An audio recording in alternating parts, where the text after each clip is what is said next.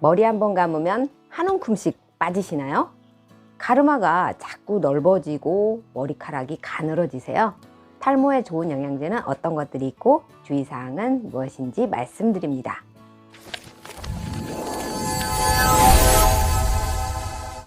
안녕하세요, 이은성 약사입니다. 천만 탈모인 시대가 왔다고 합니다. 특히 30, 40대 분들이 참 많은 것 같습니다. 영상 뒷부분에 탈모 셀프 테스트 방법도 소개해 놨으니까요, 영상 끝까지 봐주세요. 영양제로 탈모를 치료하는 건 아니고 머리카락이 건강하게 잘 자랄 수 있는 여건과 재료를 만들어 준다 라는 개념으로 접근하시면 좋을 것 같습니다. 첫째, 탈모인들이 누구나 잘 알고 계시는 비오틴입니다.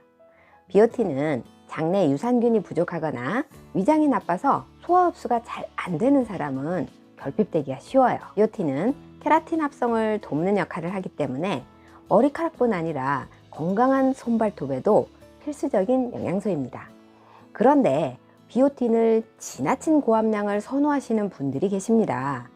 얼마 전 손님이 비오틴을 찾으시길래 약국에서 판매하는 5mg짜리 비오틴을 내드렸어요. 5mg이면 5,000 마이크로그램이에요. 그랬더니 인터넷 쇼핑몰에서 병에 들어있는 20mg짜리 초고함량 제품을 보여주면서 5mg은 너무 적으니까 이걸 달라고 하시더라고요.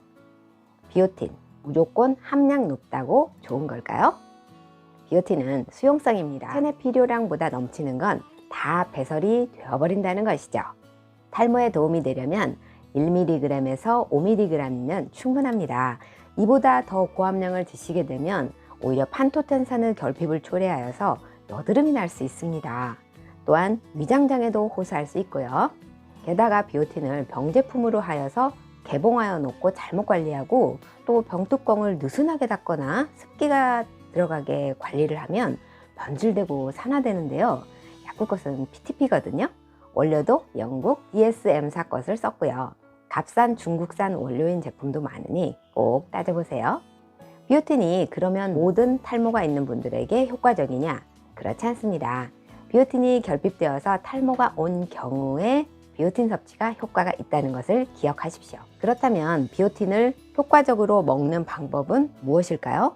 바로 유산균과 함께 먹는 것입니다. 비오틴은 장내 세균총에 의해서 합성이 돼요. 유산균을 같이 먹으면 더욱 효과적이겠죠. 또한 판토텐산과 함께 먹는 것이 서로의 결핍을 막아줄 수가 있답니다. 게다가 판토텐산은 스트레스에 대항하는 코티솔을 만드는 데 필요합니다. 스트레스가 탈모를 악화시키는데 일조하죠. 그런데 이 스트레스에 대항할 수 있으니 일석이조겠죠? 둘째, L-시스틴입니다. L-시스틴은 모발을 구성하는 케라틴의 원료 아미노산입니다. 이름이 비슷한 성분으로는 L-시스테인이 있는데 이것은 구내염 영양제에 많이 들어있어요.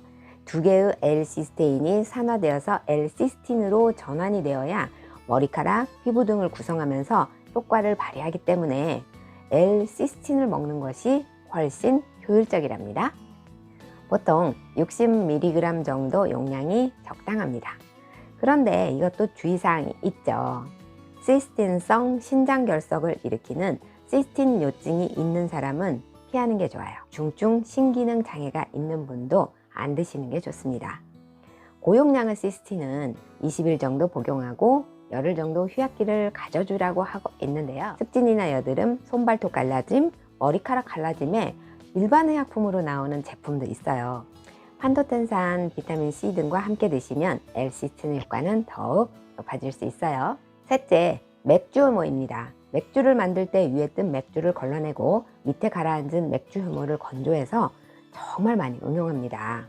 여기에는 단백질도 풍부하고 비오틴, 셀레늄 등 모발에 필요한 영양소들이 듬뿍 들어있죠. TV를 보면 맥주 효모 먹고 원형 탈모가 없어졌다느니 머리카락이 풍성해졌다느니 하는 후기를 많이 볼 수 있어요. 그런데 인터뷰한 사람들이 대부분 여성입니다. 맥주 효모는 휴지기 탈모에 효과가 있어요. 가르마가 희성희성 넓어졌다?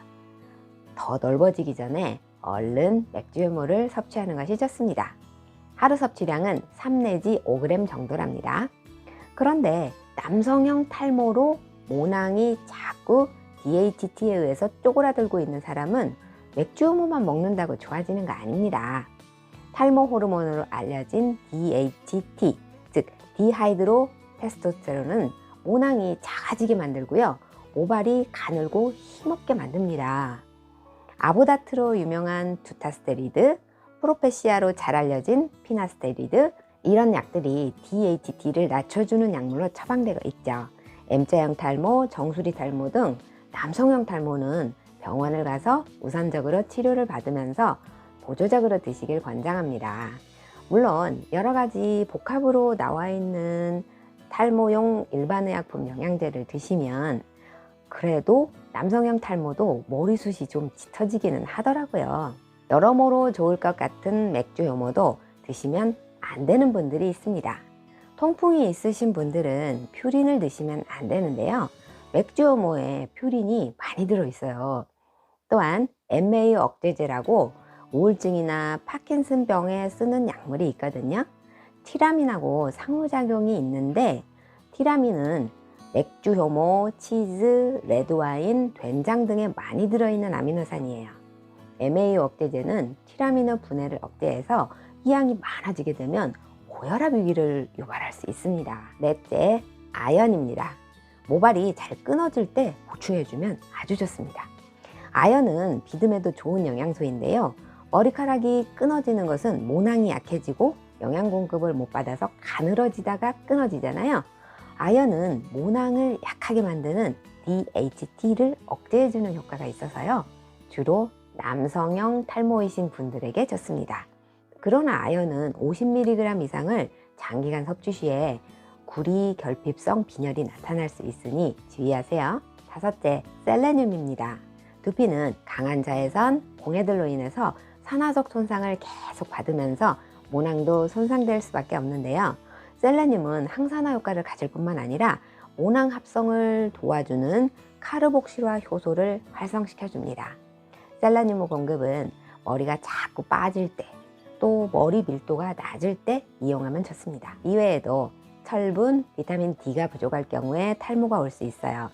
다이어트 한다고 안 먹고 또 영양소가 결핍이 되면 이렇게 여러 가지 원인으로 탈모가 올 수 있으니 영양은 충분히 공급해 주셔야겠죠. 그리고 아주 중요한 한 가지, 두피의 혈액순환을 반드시 시켜주셔야 합니다.